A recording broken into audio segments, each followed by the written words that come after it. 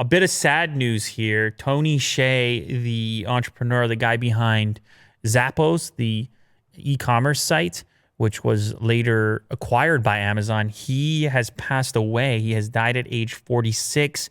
This was breaking news. It was actually the top of my tech section.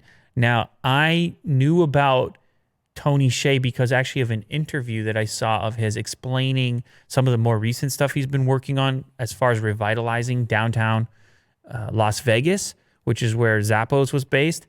But his whole story is very interesting. It was that kind of early web, early e-commerce stuff. He had a vision about Zappos being a service company, a customer service company first, and a shoe store second, like to sort of do things in e-commerce that others weren't doing at the time to alleviate some of the stress points that existed for customers around ordering something online, like really super easy returns, easy people to deal with, things like this. I mean, they were even some of the earliest to post video online on their sites to help a person get a better view of what they were about to buy.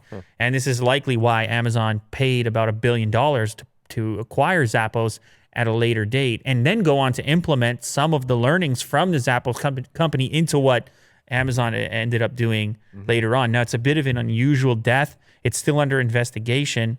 However, it appears to be a fire.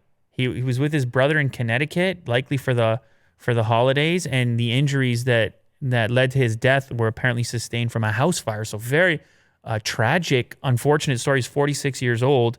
Thanksgiving holiday weekend. My goodness gracious. And he had a lot of work left to do. He had stepped down from being the CEO of Zappos, but was still very involved in the revitalization projects in and around Las Vegas. And so he had a lot of work left to do, and he's going to be tough to replace. So anyway, shout out to Tony Hsieh. Rest in peace. Rest in peace.